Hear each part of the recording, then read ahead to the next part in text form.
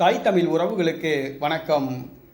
விக்கிரவாண்டி இடைத்தேர்தல் புதிய கருத்து கணிப்பு. நாம் தமிழர் மகிழ்ச்சி. விக்கிரவாண்டி இடைத்தேர்தல் புதிய கருத்து கணிப்பு. நாம் தமிழர் மகிழ்ச்சி என்ற தலைப்பில் இந்த காணொளியை காண்கின்றோம். விக்கிரவாண்டி இடைத்தேர்தல் வேட்புமனு தாக்கல் முடிந்துவிட்டது. அனல் பறக்கும் பிரச்சாரம், சூறாவளி பிரச்சாரம் நடைபெற்று வருகிறது. கட்சியின் அரசியல் தலைவர்கள் பலர் விக்கிரவாண்டி தொகுதியை முற்றுகையிட்டு தேர்தல் பிரச்சாரம் செய்து வருகின்றனர். டாக்டர் ராமதாஸ், அன்புமணி, நாம் தமிழர் கட்சி தலைவர் செந்தமிழன் சீமான் உள்ளிட்ட பலர் விக்கிரவாண்டி தொகுதியில் பிரச்சாரத்தில் ஈடுபட்டு வருகின்றனர். முதலமைச்சர் மு.க.ஸ்டாலின் எப்பொழுது பிரச்சாரத்திற்கு வருகிறார் என்று தெரியவில்லை.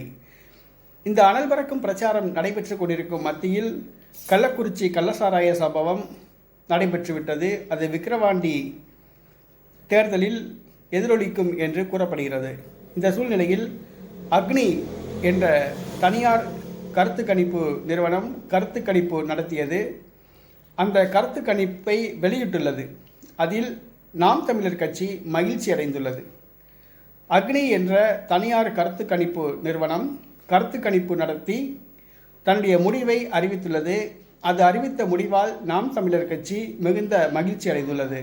அதாவது நாம் தமிழர் கட்சி 9% வாக்குகள் பெறும் என்று அந்த கருத்து கணிப்பில் தெரிய வந்துள்ளது. கடந்த பாராளுமன்ற தேர்தலில் 8% வாக்குகளை நாம் தமிழர் கட்சி பெற்றிருந்தது. தற்பொழுது கூடுதலாக 1% வாக்குகளை பெறும் என்று அந்த கருத்து கணிப்பு தெரிய வந்துள்ளது.